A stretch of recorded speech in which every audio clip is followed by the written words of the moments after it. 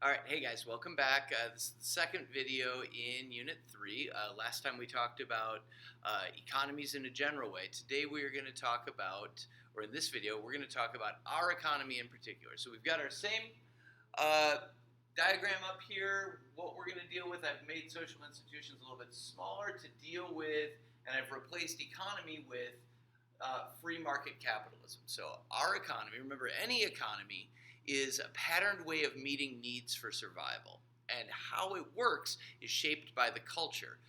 Our particular economy is free market capitalism, an economy in which what gets produced and how it gets distributed is based on people's ability to freely buy and sell whatever they want, and people's tendency to create organizations or corporations that will help them maximize their profits. Okay, so what we're going to deal with beyond that little introduction is, first of all, the statuses and norms that exist within this free market economy. We're going to deal with what are the particular beliefs that have shaped our free market economy. And then we're going to deal with those three questions, how we answer them in our economy, how we decide what gets produced, how we decide how it gets produced, and how we decide who gets what. Okay, to begin with, statuses and norms. Now, last time I told you that there are like 1 billion statuses within our particular economy. What we're going to do is categorize them into three basic groups. Now, that is an oversimplification, but it's not an inaccurate oversimplification. So what we're going to talk about are the three main statuses and what the norms are that are basically attached. If you wiped out all the details and just looked at what are the roles that people play within our free market capitalistic society, they basically, at least on the production side, they basically boil down to these three. You could be an owner, you could be a manager, or you could be a worker. So to deal with these in a basic way, owners, what is the norm that is attached to that status? If I step into the status of owner, what's expected of me? Basically, what's expected of me is for me to provide the money that will be used to buy the equipment and the labor necessary for this corporation, for the organization. That's it. That's my whole thing. Now, many of you probably know people or are related to people who are owners of a business, and you will say, whoa, that is way less than what my father or mother or uncle or aunt or whoever does. And you're absolutely right. You are absolutely right. The argument that we are making here is that while they are in the status of owner, that's what they do. But if let's say I ran a pizza place, I could be the owner of a pizza place, but I also could be the pizza maker. What I've done is stepped from my status of owner, where I paid for the equipment and the ingredients, and left that and stepped into the status of worker, where I'm actually making the pizza. So again, just like you step through many statuses over the course of your day, a person could, within one organization, be in the status of teacher, in the status of teacher, in the status of pizza maker, and then in the status of owner. When I was at college, and many of you are this way as well, within the organization of the university, you're in the status of student at some point, but at another point, you may be in the status of, dining services worker or janitor or whatever it might be. Okay, so one person could be in multiple statuses. That's why your father, aunt, or whatever is working super, super hard to make their small business work. Okay, so we've got the status of owner. We also have the status of manager.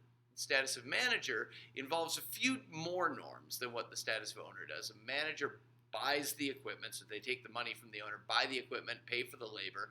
They also organize the labor. So as all of you know, because all of you have had menial jobs, you don't get to pick what you do and when you do it. There's somebody telling you that. And that's management. It could be your immediate supervisor. It could be the vice president, the president, the CEO of the entire organization. But ultimately, all of those layers of management are responsible for organizing the work of the workers. So Managers. They're buying the equipment and labor, they're organizing the labor, and their main thing, and you got this from the film The Corporation, their main everything that they do is oriented toward maximizing profit for the owners. All right, third level are the workers, the people who are actually doing the things. And within the agricultural corporations that we're going to be studying, these are going to be like the farmers, the food processors, all of that stuff. And their norm is to work according to the directions of the managers. And that's it. Our free market capitalistic society, I mean, again, there are tons and tons of different types of workers. So I talked about growers and food processors, but you've also got the people who are drawing up the advertising campaigns. Those are workers. You've got tons and tons of details, but in a basic overview way, you're either paying for stuff, directing people, or actually doing the work. That's the system that we've got. Okay, so we've dealt with statuses and norms. And how are we doing on time? We're doing all right. Let's deal with the main beliefs of this society, and then we'll see where we are. I might need to stop it there. The main beliefs that have shaped our economy, that have created this free market capitalistic society with these statuses and these norms. The main beliefs are, we're going to break them down into two different categories. The first are going to be beliefs about people. The second category is going to be beliefs about nature. Okay, so the beliefs that we have about people. First belief that we have is a belief in freedom. And essentially what we're talking about here is the belief that people should be free to do what they want with minimal government regulation. With just that belief in freedom, we can see the origin of the free market. The free market involves you and I being free to sell whatever it is that we want and to buy whatever it is that we want. Now, there obviously are some limits on this. I can't sell my kids. So it's not completely freedom, but freedom mainly is the main belief that organizes this free market. With some sort of traditional moral exceptions, basically you can buy or sell whatever you want to in our society. That's it. Definition of a free market: a social space for buying and selling things. So, whereas in sort of older times, people would actually go down to a market. Nowadays, with Amazon and all of the internet retail that we've got, it's more of a social space. But conceptually, you can think of it as every day when you want to buy something, you actually go to this social space, and a bunch of other people or corporations have brought stuff. And we can think about all grocery stores, all shoe stores, all record stores. I don't know if they're record stores anymore. All these places can be thought of as one social space. Okay, so freedom. The people should be free to do what they want with minimal government regulation. We can see that leading to an economy in which things are bought and sold and whatever people are willing to pay for and whatever people are willing to produce. Second belief that is related, that shapes this social institution of the economy in this particular way, is our belief in equality. Now, importantly, we talked about this, I believe, in the first unit. Not every belief that exists here ends up being true, but the fact that we believe it has important consequences. We believe in our society, to greater or lesser extent, that all people are created equal. Therefore, releasing them into a free market makes sense. If we believed, and there are reasons for us to kind of question this. If we believe, well, some people are just smarter than other people, If that was a fundamental belief that we aren't all created equal, that we're actually all created incredibly different with lots of different talents, we might be a little bit more sheepish about releasing everybody to just go into a free market and buy and sell whatever you want. The reality is, I'm dumber than some people and I can be taken advantage of. But that's not the animating belief of the free market. The animating belief is that we are all equal. And if we are all equal, then I should be able to go into that social space and I am on equal terms with any other person. They may be trying to dupe me, but I should be shrewd enough to deal with it. With the belief in equality, that is implied. Okay, third belief. So we've got freedom, we've got equality. The third one is individualism. The belief in individualism, and specifically what I mean here is that each individual is responsible for their own outcomes. If I end up rich, that's because I'm a successful individual. I am responsible for that. Good for me. If I end up poor and homeless, well, I should have tried harder. I am an individual and I am responsible for those outcomes. You'll notice, because you're taking a sociology course, this whole idea of individualism is something that runs kind of counter to the sociological imagination. Again, that doesn't matter. What matters is that we believe in this. We believe that people end up where they deserve based on their effort and their talent.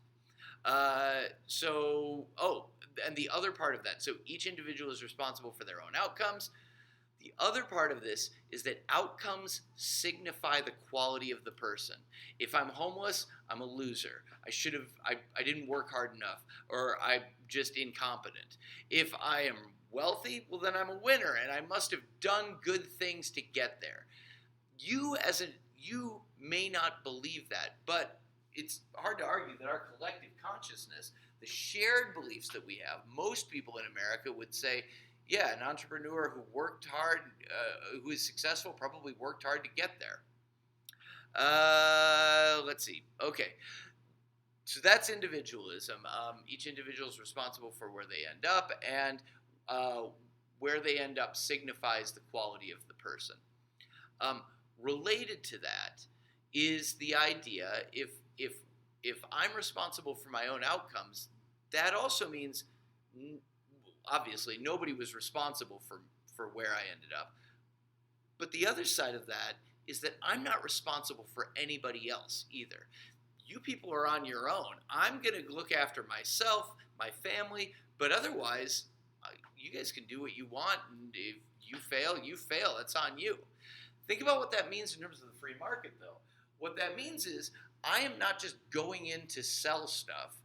I'm going in to get a profit. I'm in a competition with these other people. I'm not responsible for them. This isn't the olden days of hunter-gatherer societies where we cooperate in order to meet our needs collectively. This idea of individualism turns us into a competition. We are all individuals. We're all in it for ourselves, which, again, if you're at all familiar with American free market capitalism, absolutely that's true. I'm having people market all kinds of unhealthy junk to me, assuming that I am equal and I am able to figure out what they're doing.